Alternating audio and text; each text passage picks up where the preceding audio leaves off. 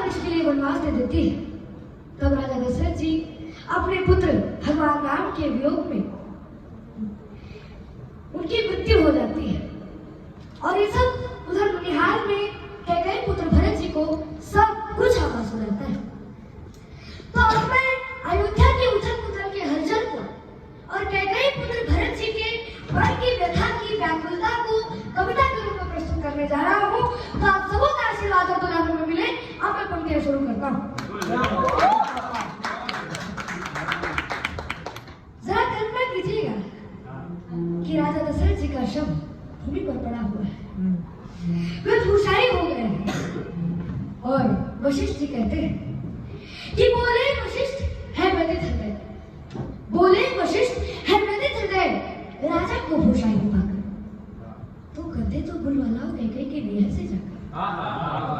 उन दिनों भरत कुछ विचलित थे, उन दिनों भरत कुछ विचलित थे।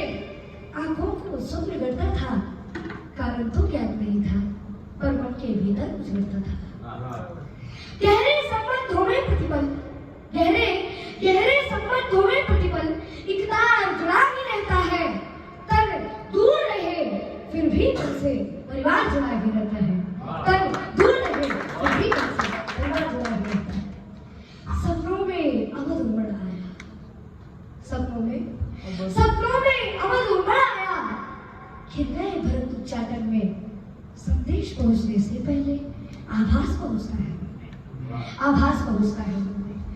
अल्पस में संशय का तांडव, अल्पस में संशय का तांडव। दहरी पर दूत अयोध्या का, सूखे पत्ते सा कांप गया वो भावुक अयोध्या का। ये सूखे पत्ते सा कांप गया वो भावुक अयोध्या का। और अनुमान किया कैकेयी पुत्र में सहयोग नहीं है साधारण, अनुमान किया कैकेयी पुत्र में सहयोग नहीं है साधारण। पहले तो पूछा कुशल क्षेम, फिर पूछा आने का कारण। ये दूत कर्म था कठिन बहुत, इस दूत का कार्य बहुत कठिन था। क्या ये दूत कर्म था कठिन बहुत? भीतर का शोक छिपाना था, मातम को मंगल कहना था, स्वामी को झूठ बताना था। घर नगर चतुर्दिक मंगल है, घर नगर चतुर्दिक मंगल है।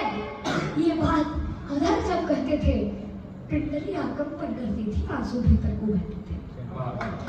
हे राजकुंवर, अब यहाँ देखिए कि उस संदेशवाहक ने क्या बहाना दिया कि हे राजकुंवर, गुरु आज्ञा से आया हूँ तुम्हें बुलाने को, इसके अतिरिक्त नहीं कोई संदेश तुम्हें बतलाने को।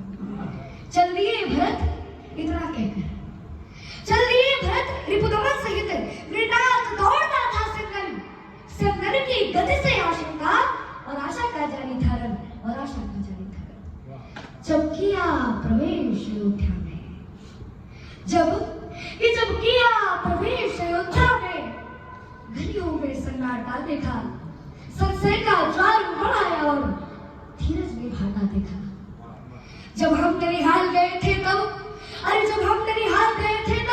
ऐसा नगरी का रंग था। हर चौखट इतनी मौन थी और आंगन इतना गर्म था। जिस ओर भरत का रंग देखा, मुंह फेर खड़े हो गए। अब यहाँ देखिए कि अयोध्या वाले भरत जी को कैसे ट्रीट कर रहे हैं कि जिस ओर भरत का रंग देखा, मुंह फेर खड़े हो गए लोग।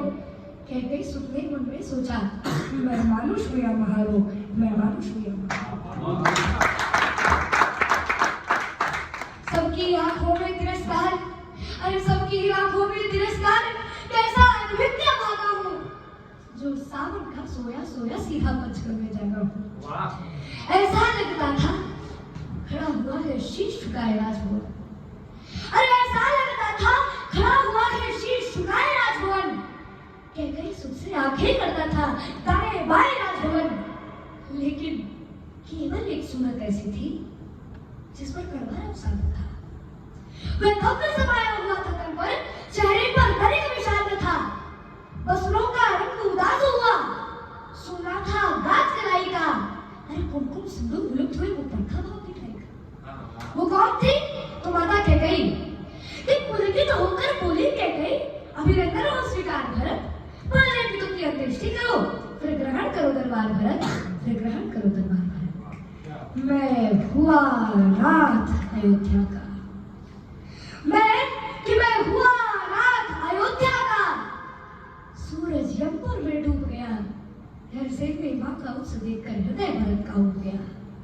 ज्ञानी शब्दों से घटना का, अब इस लाइन में जरा गौर करिएगा कि ज्ञानी शब्दों से घटना का बस इंगित पाया करता है और भीतर का सच तो वक्ता का आचरण सुनाया करता है।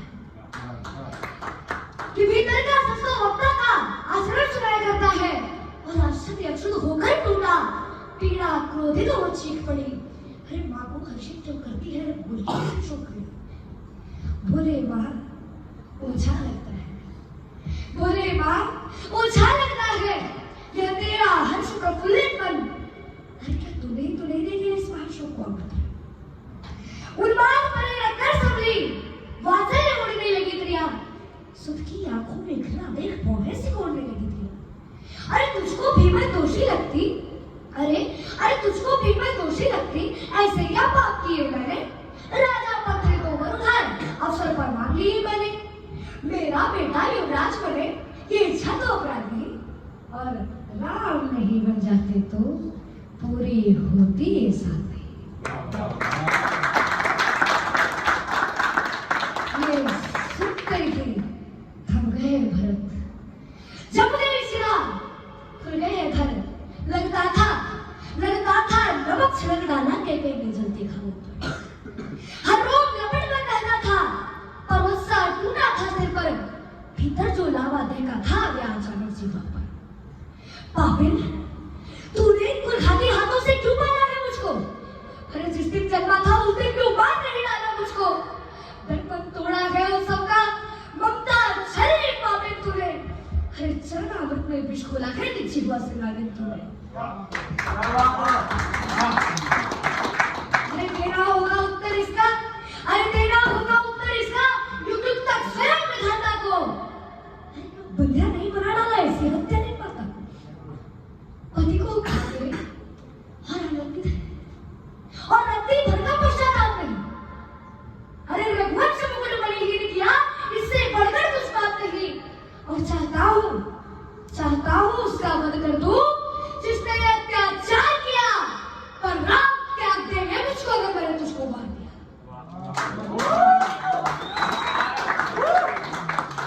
पर राम त्याग देंगे मुझको अगर मैंने तुझको मार दिया।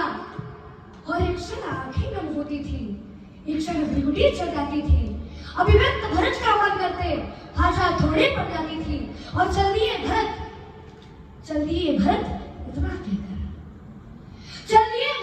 इतना कहकर, इस बार आऊंगा मैं। अपराधी सुन, तेरा ये मुख अब देख न पाऊंगा मैं। संतति के सुख की चाहत में अब इस घृणा को मैं करुणा के रूप में बदल दूं तो आप सबका आशीर्वाद मिले कि संतति के सुख की चाहत में न धरा एक कर जाती है, पर बेटा अपमानित कर दे मां उस क्षण में ही मर जाती है।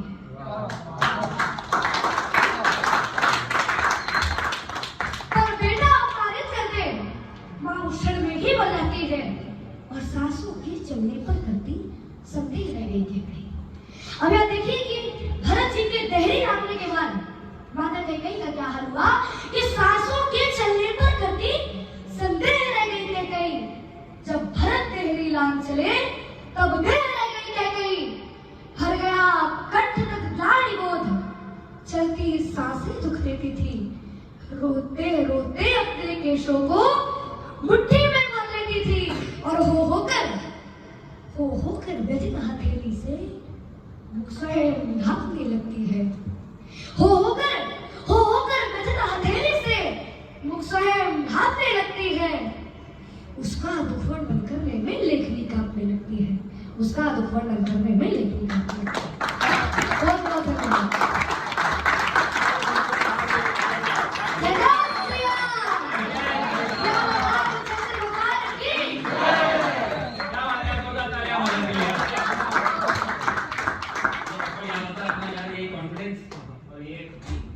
ये कला ये आज हम बढ़ाएंगे तो आगे बढ़ेंगे, है कि नहीं भाई? जोरदार तालियां भाई के लिए।